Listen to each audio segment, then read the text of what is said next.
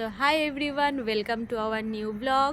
আর এখন ঘড়ির কাঁটায় বাজে 5:45। এখনও সূর্য ওঠেইনি সেভাবে। আর আমরা চলে এসেছি টালিগঞ্জ স্টেশনে। আজকে যাচ্ছি একটা জায়গায়, আশা করি আমরা থাম্বনেল দেখে গেস করেই ফেলেছি আমরা কোথায় যাচ্ছি। তো চলো যাওয়া যাক।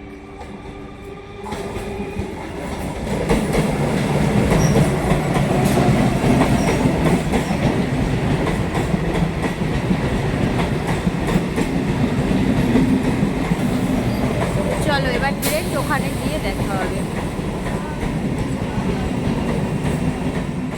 শিয়ালদা থেকে সকাল 7:14 নামখানা লোকালে উঠে পড়লাম, কিন্তু উঠলে কি হবে, ট্রেনে যে প্রচণ্ড ভিড়। তাও কোনো রকমে বসার জায়গা পেয়ে গেছিলাম, তাই এ যাত্রায় রক্ষে হলো। অবশেষে লক্ষ্মীকান্তপুর ছাড়ার পর ট্রেন আস্তে আস্তে ফাঁকা হতে শুরু করলো। জানলার বাইরে গ্রামের এই অপরূপ সুন্দর দৃশ্য আমাদের সকলেরই নজর কাড়ে। ট্রেনে উঠে যদি এই দৃশ্য দেখতে না পাই, তাহলে তো বলবো ট্রেনে ওঠাই বৃথা।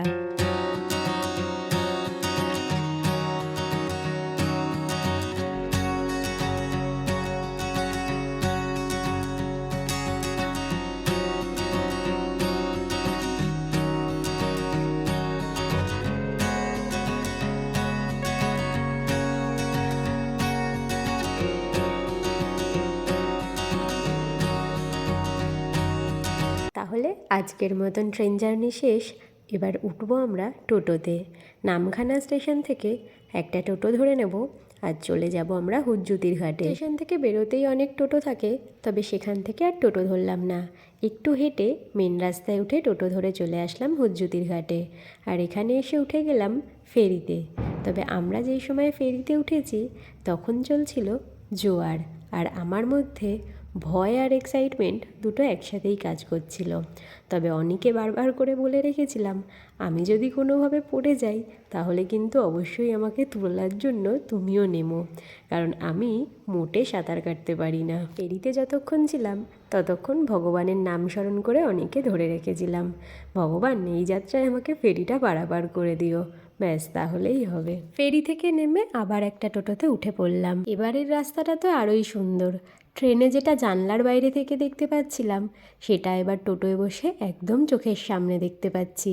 গ্রামের সরু রাস্তা ধরে যাচ্ছে আমাদের টোটো, আর দুদিকে রয়েছে পুকুর, মাঠ, মাটির বাড়ি, ধানের গোলা, আরও কত কিছু।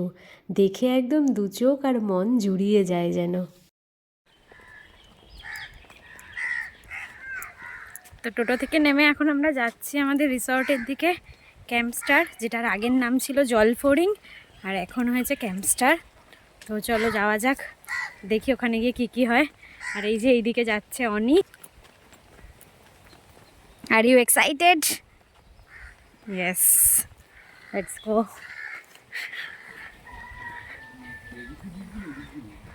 সৌভাগ্য রিসর্ট, ফার্মলি, জলফড়িং অ্যান্ড ক্যাম্পস্টার। টোটো থেকে নেমে মাত্র 1 মিনিটের হাঁটা পথ, আর ঢুকে গেছি আমরা আমাদের রিসর্টে। এদিকে রয়েছে রিসেপশন, আর এই হলো ক্যাম্পস্টারের লোগো। ক্যাম্পস্টারের আগের নাম ছিল জলফড়িং, আর বর্তমানে এটার নাম করা হয়েছে সৌভাগ্য রিসর্ট। ওই যে পিছনে দেখা যাচ্ছে টেন্ট, আর ঠিক ডান দিকে রয়েছে বাম্বু কটেজ। রিসেপশনে নাম এন্ট্রি করার পরই আমাদের ওয়েলকাম ড্রিঙ্ক হিসাবে দিয়ে দেওয়া হলো ডাবের জল। আচ্ছা, এখানে তোমাদেরকে আর একটা কথা বলে রাখি, আমরা আগে থেকে রুম বুক করেই এসেছিলাম। এখানে টেন্ট, বাম্বু কটেজ আর কংক্রিটের রুম, তিনটে অপশন থাকে, তার মধ্যে থেকে আমরা নিয়েছিলাম কংক্রিটের রুম। টেন্টে থাকার ইচ্ছা থাকলেও যেহেতু কমন বাথরুম ইউজ করতে হবে, তাই আমরা ওটা নিইনি। তো আমরা চলে এসেছি, আমরা রুমে চেক ইন করেও নিয়েছি, কিন্তু তোমাদেরকে রুম দেখানোর আগে যেই ভিউটা দেখানো আমি মনে করলাম সবচেয়ে বেশি জরুরি, আর যেই সাউন্ডটা আমার সবচেয়ে পছন্দের, সেটা হলো সমুদ্রের ঢেউয়ের সেই আওয়াজটা। আর আমরা তাই জন্য সবার আগেই চলে এসেছি ক্যাম্পস্টার হোটেলের মাচাতে, যেখান থেকে সুন্দর সমুদ্র আর তার সাথে সুন্দর ভিউ। প্রতিটা রিসর্টের এখানে আলাদা আলাদা করে মাচা করা আছে, আর এটা হলো আমরা যে রিসর্টটা আছি, এইটা হলো সেইটা ক্যাম্পস্টার রিসর্ট, আর সেটারই মাচাটা হচ্ছে এখানে। আর এখানে বসে রয়েছে অনি, হ্যালো হাজব্যান্ড। আর ঠিক এখানেই আসছে সেই সমুদ্রের ঢেউ, যার আওয়াজ এত সুন্দর পাওয়া যাচ্ছে।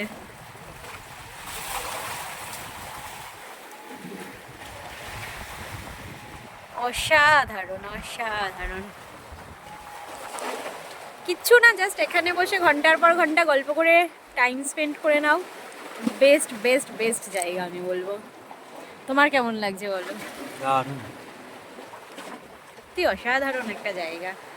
এখানে বসে মনে হচ্ছে ঘন্টার পর ঘন্টা শুধু গল্পই করে যাই, টাইম স্পেন্ড করো, নিজের নিজের পার্টনারের সাথে আসো, হাজব্যান্ডের সাথে আসো, ফ্যামিলির সাথে আসো। দারুণ জায়গাটা। উইকেন্ডে একটা ছোটোখাটো ট্রিপ এরকমভাবে করাই যায়, সমুদ্রের পাড়ে বসে নির্জনে প্রেম করা। তার উপর এটা চলছে ভ্যালেন্টাইন্স উইক, তো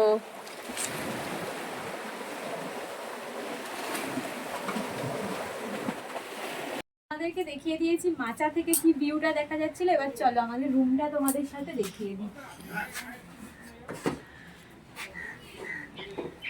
চলে এসো।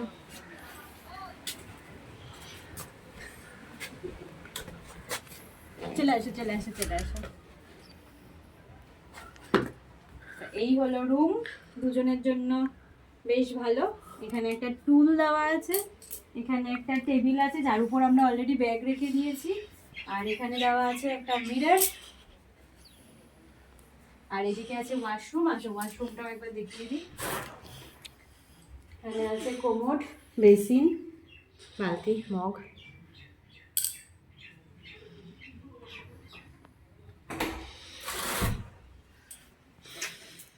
তো আজকের রাতটা আমরা থাকবো এই রুমটাতে। চলো এবার ফ্রেশ আপ হয়ে নি, তারপরে আবার যাবো মাচাতে।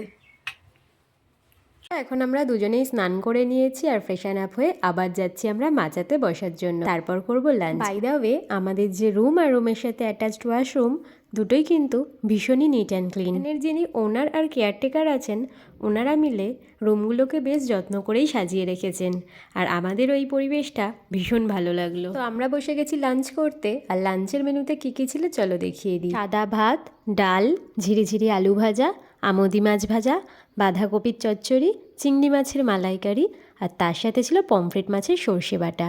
তবে আমি যেহেতু পমফ্রেট মাছ খাই না, সেই কারণে আমাকে চিংড়ি মাছ দুটো দেওয়া হয়েছে। লাস্টে ছিল চাটনি আর পাঁপড়। তো এই দিয়ে আমরা দুপুরের খাবারটা বেশ জমিয়ে খেলাম। এরপর দুজনেই চলে গেলাম একটু ঘুমাতে।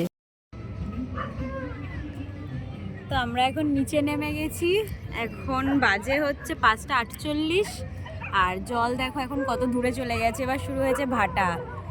আমরা এখন নিচে বিচ সাইডে হাঁটতে নেমেছি, অনেকেই নেমেছে। আর এই যে হলো আমাদের রিসর্ট। অনেক রিসর্ট আছে। হ্যাঁ, ওইখানে চলো হেঁটে আসি। এদিকে আছে রিসর্ট, এদিকে আছে রিসর্ট।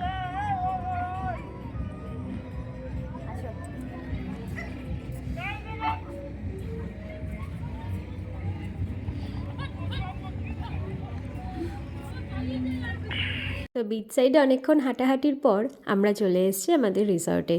এত সুন্দর করে লাইট জ্বালিয়েছে যে দেখে চিনতেই পারছিলাম না, কিন্তু এখানে ভয়েস ওভার দিতে হলো কারণ এখানে জ্বলছে জোরে গান। যখন আমরা বিচে হাঁটছিলাম তখন দেখলাম সব রিসর্টেই গান চলছে, আর গানগুলো চাইলে তোমরা নিজেরাই চালাতে পারো। ওরা তোমাদেরকে দিয়ে দেবে ব্লুটুথ কানেকশন, তোমরা নিজেরা করে নিজেদের পছন্দ মতন গান শুনতে শুনতে ফ্যামিলি মেম্বার, ফ্রেন্ড, পার্টনার তার সাথে জমিয়ে আড্ডা দিতে পারো। তো চলো এদিকে আমরা গল্প করছি আর ওদিকে কি হচ্ছে তোমাদেরকে দেখাই।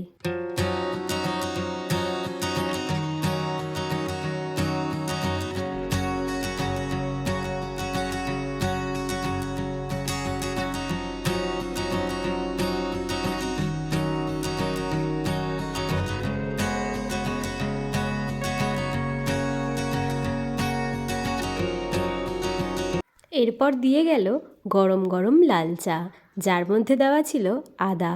শীতের সন্ধ্যায় এরকম বনফায়ারের সামনে বসে যদি গরম গরম চা খাওয়া যায় তাহলে কার না ভালো লাগে বলো। আচ্ছা আচ্ছা, শুধু চা নয়, তাহলে একটু পকোড়াও হয়ে যাক। তাই ওরা দিয়ে গেল এবার পেঁয়াজের পকোড়া। সমুদ্রের পাড়ে বসে বনফায়ারের আগুন জ্বলছে, তার সামনে বসে আমরা গরম গরম চা, পকোড়া, পছন্দের মানুষ, লাউডস্পিকারে গান, আর কি চাই, একটা পারফেক্ট সন্ধ্যা। সন্ধ্যাটাকে আরও জমিয়ে তোলার জন্য সেই বনফায়ারের আগুনেই দিয়ে দেওয়া হলো কাবাব। আচ্ছা, এখানে বলে রাখি কাবাবটা আমাদের প্যাকেজের মধ্যে ইনক্লুডেড নয়, কাবাবের প্রাইস সম্পূর্ণ আলাদা। যে যতটা ওজনের নেবে তার ততটা আলাদা চার্জ পড়বে। তো দেখতেই দেখতে আমাদের কাবাব চলে এসছে আমাদের সামনে। আমরা নিয়েছিলাম 500 গ্রাম কাবাব দুজনের জন্য, আর এটার চার্জ পড়েছিল 300 টাকা। কাবাবের সাইজগুলো কিন্তু ভীষণই স্ট্যান্ডার্ড। আর একটা কথা, কাবাবটা খেতেও কিন্তু জাস্ট অসাধারণ ছিল। আর কাবাব দেখেই আমার মুখে হাসিটা দেখো একবার। কাবাব আবার শুধু পেঁয়াজে হয় নাকি? তাই আমরা চেয়ে নিলাম লেবুর টুকরো। আর অনি এখানে খুব দায়িত্ব সহকারে যাতে কাবাবের প্রতিটা পিসে লেবুর রসটা যায় সেই কাজটা মন দিয়ে করছে। এরপর আমরা অনেকটা সময় মাচায় গল্প করে কাটিয়ে দিলাম। তারপর চলে গেলাম ডিনারে।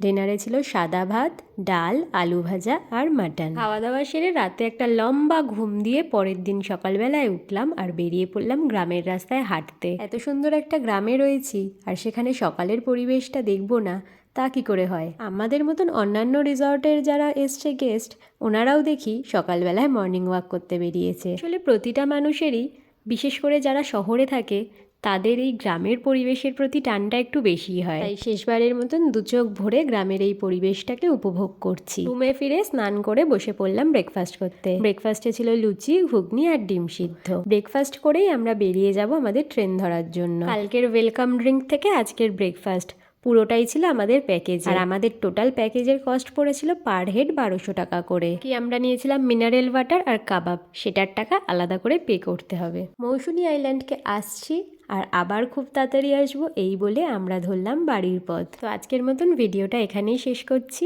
তোমাদের ভিডিওটা কেমন লাগলো অবশ্যই কমেন্ট করে জানিও। টাটা।